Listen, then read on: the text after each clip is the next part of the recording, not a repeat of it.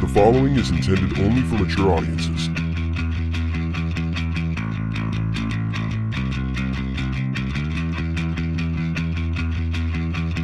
Open your ears and lube up your butthole. It's time for the What Do We Call It podcast. Now, here's your host.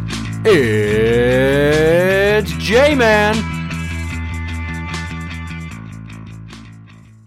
Welcome to the What Do We Call It podcast. I'm Jmann. Hi. And it's taken me weeks to get a chance to sit down and bitch about this, but I cannot let it go without addressing it. And that is 3 weeks ago, the leak of the Supreme Court precedent that was to attempt to overrule Roe v. Wade by sending the power to decide back to the states. What? I mean, I think it's high time we start holding our politicians more accountable, don't you? And if that becomes a nationwide march in every major city, the whole country over, to stand ground for women's reproductive rights, then so be it. I'm talking tens of thousands of women in the streets with picket signs, raising hell, letting them know what they fucking think. Do it. Go to every Capitol building of every state and let them know what's up. As a father to multiple little girls, I find it abhorrent that a bunch of old white men and pearl-clutching, uber-religious conservative constituents in the Supreme Court think that they get to tell women what to do with their bodies. I don't care what God you pray to. It's not your right. As The Rock used to say, know your role and shut your mouth. Or let's go with LeVar Ball, crazy as he is, stay in yo lane. Women have agency over their own vaginas and wombs, and for the government to tell them otherwise, it sickens me. Like, there's no other way to put it. It fucking makes me feel ill that we're still fighting this goddamn battle, and that the Supreme Court of all institutions is trying to dial back the clock like 50 fucking years. Like, just let it be. Why are we always trying to kick-step it backwards in time to, and it was the good old days with all those family values? Like, let it go, because the majority of the country is okay with abortion rights, letting women decide. And who do these motherfuckers think they are? This is an issue of personal choice, not political power. And the debate has been going on for years that if there were laws that govern men's bodies, well, they'd be overturned immediately, or all hell would break loose. And I would say that's pretty fucking spot on. And furthermore, a great many of these jackwagons demand that these children are carried to term, but are also constantly trying to cut entitlement programs that go to support these types of babies and are born mostly to poor women of color. So if you're trying to scale back food, supplementation, and welfare and all that shit, who is that going to help? Definitely not these babies that you're being forced to be brought to term that you swear you care so much about, but then leave them hanging high and dry once they're out of the body and into the world. Aw, bitch. And I heard somebody the other day say something pretty sentient where it was, we don't let 18-year-olds adopt babies or 16-year-olds or 14-year-olds, but you'll make them have a baby? That's kind of a back-assward standard, isn't it? We're talking about women and teens that are basically just older children. They're not full-grown adults. We know our brains develop till we're like almost 30, so they're not prepared for this shit, but you just want to thrust that responsibility upon them with reckless abandon. And I just want to say, I don't advocate for using abortion as birth control. I know multiple women that have had abortions, but they didn't use it as birth control. But the fact that we could come down to a new standard of the states deciding where you can get an abortion makes my head spin. Like, then we have women looking at Travelocity for the cheapest airfare to a state that allows them to go and terminate an unwanted pregnancy? Why should they have to? That's why I don't like the whole aura of United States. They're not fucking united. That would be one standard the whole country over. That's why I think you just leave it be and you let women decide, and that's the rule. None of this state-by-state bullshit that's ruled by political parties that decide, oh, we're going to clamp down so that women don't have access to reproductive health and birth control or safe doctor-assisted abortions in reputable clinics and standards of personal care that they've had for years. And another thing here is, it's like all these right-wingers, they don't want to have provisions that apply to incest or rape.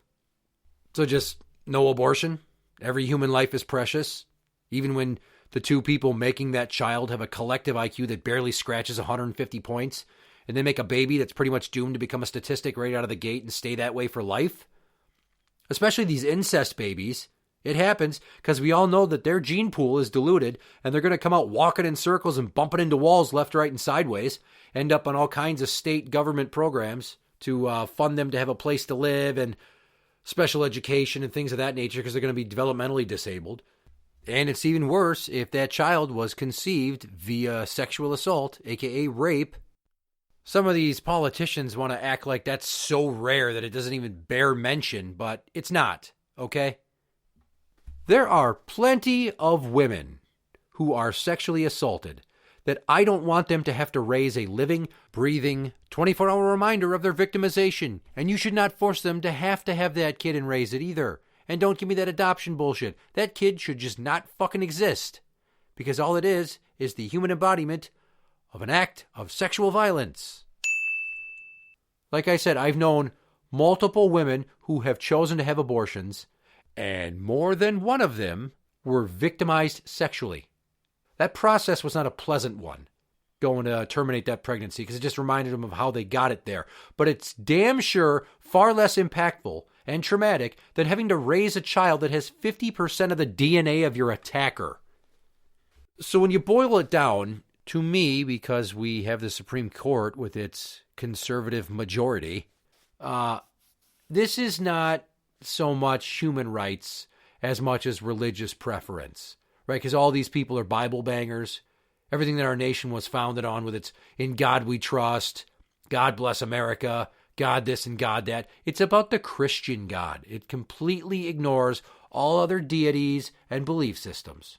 And as an atheist, that goes directly against my lack of belief, and I would assume those of people of multiple other religions as well. Like, if you think this is not the case, do me a favor, walk up to a brick wall, slam your head into that motherfucker like 17 times. Why 17? I don't know. I feel like the first 16 might not necessarily get the point across, and I really want to drive this home. Women's bodies are theirs to decide with what they do with them. And no man should tell a woman what to do unless it's his baby.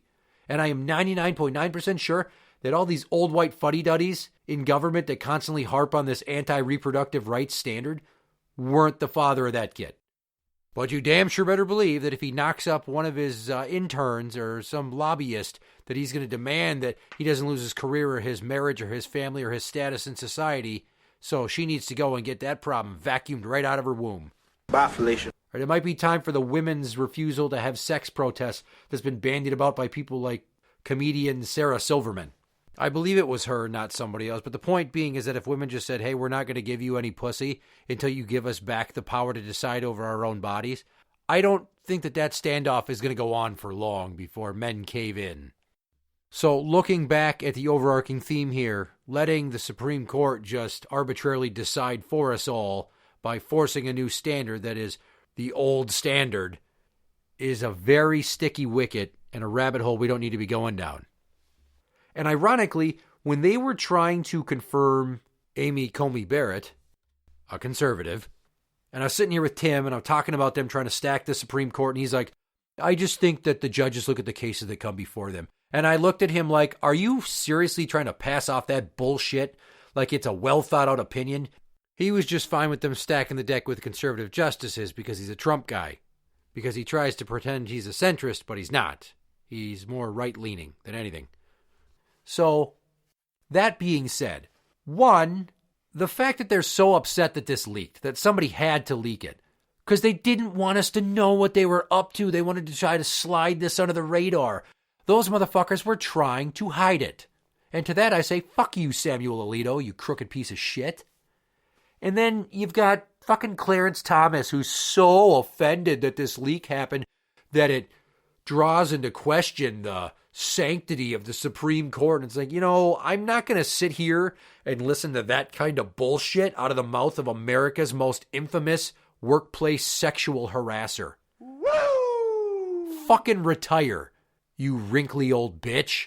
Go away, Clarence. We don't need you or your psychotic wife with her Trump love. Fuck that shit.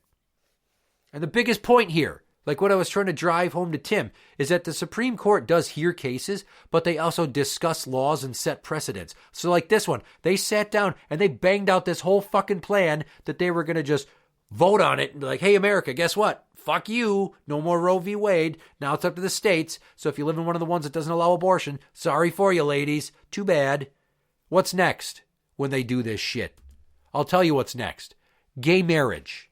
Because the conservatives were not excited about this when it happened. How you fellas doing? And you'll notice that I'm only ripping on the right. I'll rip on the left, but in this issue, they're not causing any problems for me. All right, they're fine with Roe v. Wade. They're fine with pro-choice. They want to give women the decision and the power and the agency over their own bodies. And I just think at some point, it's time to give up this two-party tug-of-war. Like you're a couple of fucking armies. Like it's Game of Thrones and it's always worried about who's going to have power and the upcoming elections and allegiance to the party and maintaining power. You're supposed to represent the people, and women want the right to decide whether or not they can get an abortion. So if that's what the women want and you're representative of the people, then anybody that is a congressman or senator that has scruples and a moral conscience will stand up and say something against this precedent, which I got to say is nice to hear that it might not go through because of all the negative attention that is being given to it. And that one of the swing votes, which I believe is John Roberts, it could possibly get one of the other conservative justices to vote to shoot down this proposal and keep Roe v. Wade going as is. But that they'll take more time to try to figure it out and then fuck women over down the line.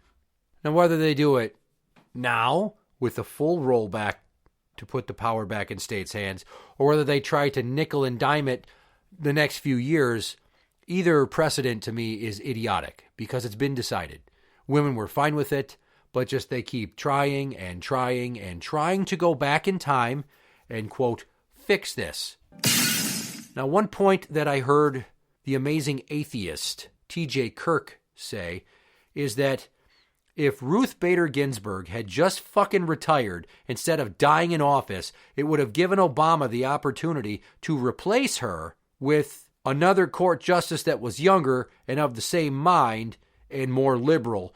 But instead we ended up with a conservative majority because she didn't walk away while Obama had the opportunity to do so, and then Trump got to pick Amy Coney Barrett.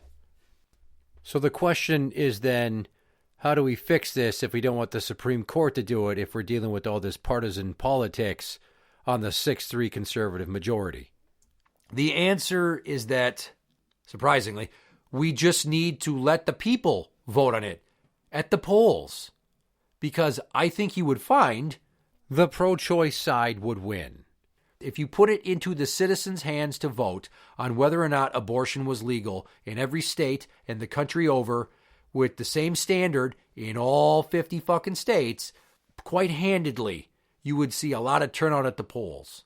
And you would most likely see that whole wannabe conservative swell of trying to dial us back to before Roe v. Wade and quash that so they can stop the killing of innocent babies.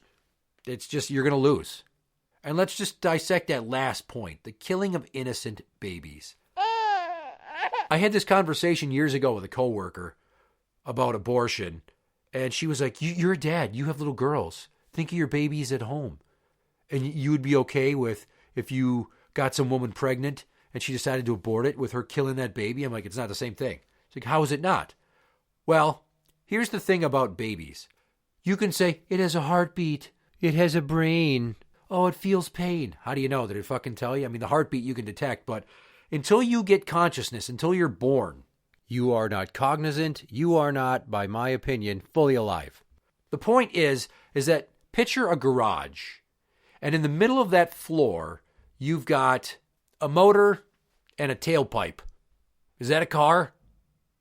Is just that a car? Because we're talking about women that are trying to eliminate early unwanted pregnancies that are mainly just masses of tissue. It's not a human being in the sense that you or I are.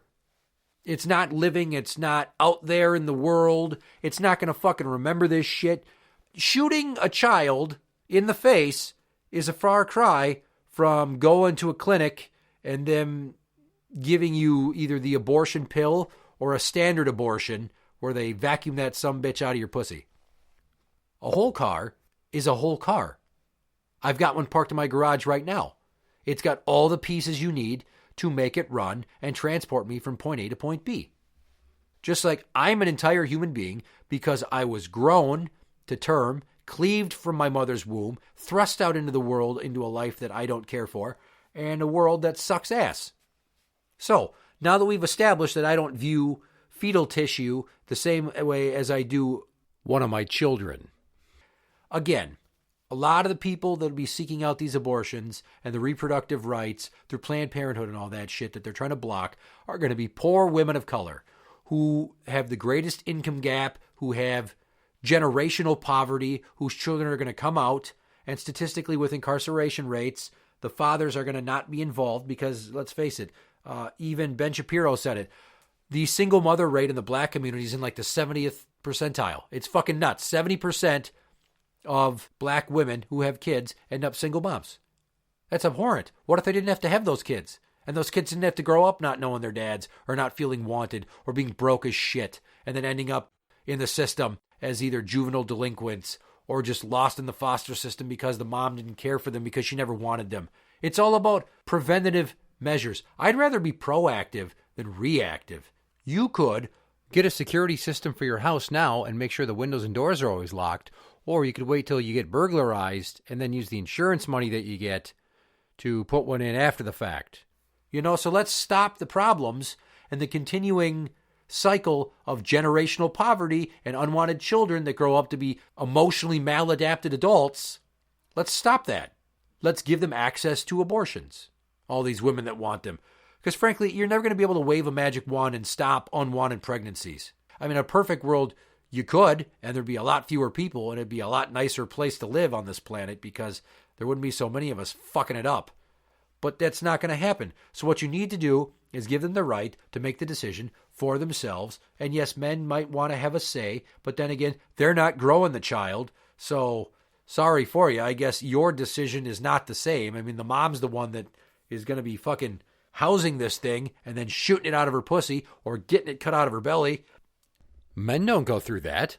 I didn't have a C-section. I didn't need stitches in my groin after my kids were born. The mothers did that. Women do that. That cross is theirs and theirs alone to bear. So now let's honor them by giving them the decision to choose what to do with their body and not try to tell them what to do with their body, because we all know that people prefer free will and don't like to be controlled. But if you give them the opportunity to educate themselves on processes and decide for themselves, they're going to make decisions that are well-informed and livable. How about that? Interact with the show on Facebook at facebook.com/group/podcast show. You can find us on Twitter at What Do We Call It? That is at What Do We Call It? For the What Do We Call It podcast, I'm Jmann. And that's the end.